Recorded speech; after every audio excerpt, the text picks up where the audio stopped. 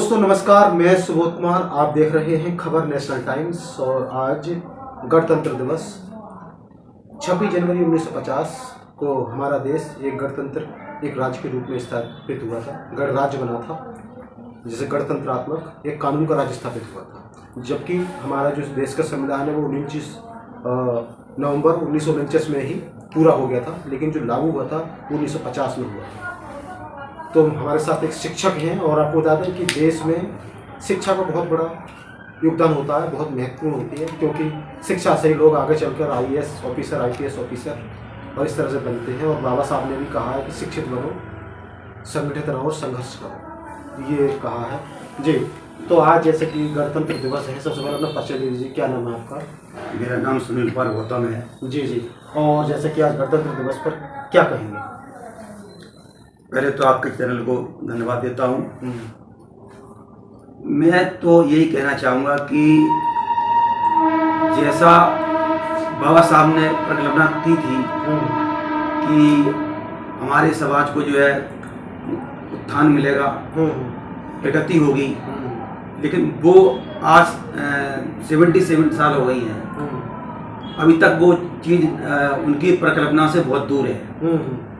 यदि उनकी परिकल्पना यदि पूरी होती आज, तो भारत देश में सभी समान होते, लेकिन आज की डेट में भी सभी समान नहीं है।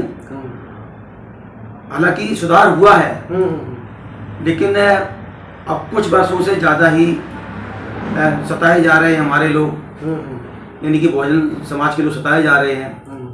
शिक्षा की ओर से भी कुछ ऐसे ऐसे प्रावधान आ रहे हैं, फीसें बढ़ रही हैं। पहले स्कॉलरशिप मिलता था और भी फीसें कम होती थी, अब तो सब फीसें भी मुश्किल देना हो गया है बहुजन समाज के लिए।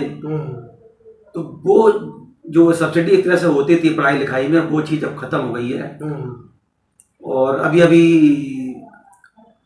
एक कानून बना है जो विश्वविद्यालयों में बना है, EOC, इक्वलिटी के लिए, कि UGC के माध्यम से बना है, लेकिन वो EOC करके है, करके है, वो कमेटी बनाई जाएगी, जिसमें कि यदि बहुजन समाज के किसी छात्र के साथ यदि कोई दबाव डालता है किसी प्रकार का, उसको सताता है, तो उसके लिए एक कमेटी है जिसमें 10 लोग होंगे।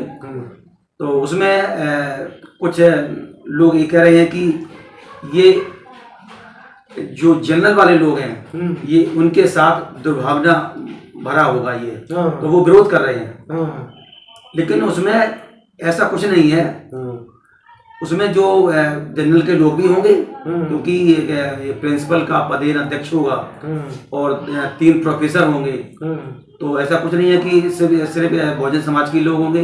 हालांकि 2 छात्र भी होंगे उसमें, और महिला भी होंगी, महिलाओं के सुरक्षा के लिए भी है।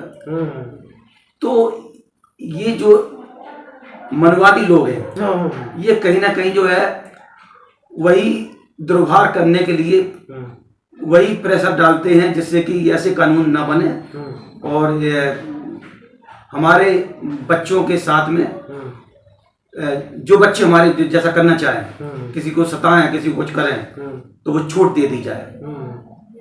तो यदि हमारे बहुजन समाज के लोग जो है इस पर आंदोलन नहीं करेंगे, तो कहीं ना कहीं वो कोर्ट भी और वो सरकार भी बैकफुट पे आ जाएगी और वो कानून जो है ख़त्म हो सकता है। जी जी जी जी जी। मुझे बताइए कि जैसे कि पहले तो बताइए सर, कितने समय हो गया आपकी सर्विस को? कितना समय हो गया आपको जो सर्विस को?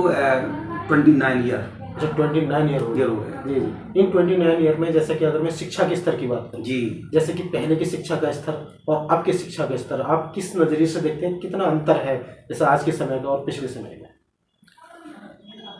पहले टीचर भी डिवोटी होते थे और पढ़ाई यहाँ सही से होती थी। अब जो है ये बहुत बड़ी कमी हो गई है कॉलेजों में और स्कूलों में भी, प्राइमरी में भी, कि बहुत सारे काम थोपे जाते हैं टीचर पर। कहीं बोर्ड बनाइए जा करके, अब आजकल SIR चल रहा है, तो सभी टीचर को लगा रखा है और बच्चों को बुलाते नहीं है, क्योंकि बच्चे को बुला क्या करेंगे। और तमाम सारे जो परियोजनाएं होती हैं उनमें टीचर को लगा देते हैं उस वजह से सही से पढ़ाई नहीं हो पा रही है, तो उसका समाज में भी गलत संदेश जाता है कि ये संदेश जाता है कि टीचर तो पढ़ाते नहीं है, और क्योंकि पढ़ाएंगे कैसे, वो और काम में लगे हुए हैं। फिर बात यही आएगी कि भाई इनको प्राइवेट करो, भाई जब नहीं पढ़ाई हो रही है तो बेकार में हम तनख्वाह दे रहे हैं। इस जैसे और विभाग में भी हो रहा है, संविदा पे दिए जा रहे हैं, कहीं कुछ और दिए जा रहे हैं। तो ये जो है पहले जैसी पढ़ाई अब नहीं रही है। हालांकि सिलेबस तो अच्छा हो गया है, लेकिन पढ़ाइयाँ नहीं हो पा रही हैं, और बिना पर कोचिंग वोचिंग के नहीं बन पाती है। जो गरीब बच्चा है वो भी, उसको भी कोचिंग के लिए जाना पड़ता है, मजबूरी में जाना पड़ता है, क्योंकि ये कहा जाता है सच है। चीज़ और जैसे कि पहले अगर शिक्षा की गुणवत्ता की बात करें, जैसे कि अगर मैं आज की शिक्षा की बात करूं और पिछले शिक्षा की गुणवत्ता की बात करूं, तो गुणवत्ता जैसे कि उसकी जो उपयोगिता है वो मतलब घट रही है या बढ़ रही है, किस तरह का आज किस तरह का वो है शिक्षा? नहीं, गुणवत्ता अच्छी है, और जो पढ़ने वाले बच्चे हैं वो अच्छी प्रगति कर रहे हैं, मतलब विदेश भी जा रहे हैं, ऐसी कोई बात नहीं है। मतलब प्राइवेट लाइन के लिए भी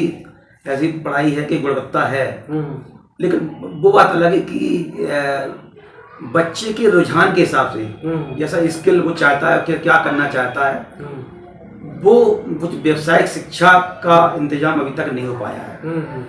यदि ऐसा कुछ हो जाए साथ साथ में व्यवसायिक शिक्षा का भी, तो बच्चा जो नहीं पढ़ना चाहता है, कुछ और करना चाहता है, बिजनेस करना चाहता है, तो वो उस तरफ जाए और वो फिर रोजी रोटी को मोहताज ना हो।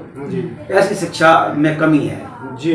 हाँ। अच्छा, मैं वैसे एक लास्ट सवाल और पूछूंगा कि जैसे जो नए बच्चे अब निकल कर आ रहे हैं, या जो बच्चे जैसे चाहते हैं कि मैं पढ़ूँ और आगे बढ़ूँ, तो पढ़ाई का मतलब स्किल किस तरह का होना चाहिए, उन्हें किस तरह से पढ़ाई करनी चाहिए? जैसे कुछ आपका सफ़र रहा है, 29 साल का आपका काम, आप अनुभवी हैं, तो उन बच्चों को क्या संदेश देना चाहेंगे? आज जैसे कि गणतंत्र दिवस है, बाबा साहब ने भी शिक्षा को लेकर जोर दिया था, तो शिक्षा को लेकर क्या संदेश देना चाहते हैं नए बच्चों के लिए जो आगे बढ़ रहे हैं और पढ़ाई कर रहे हैं?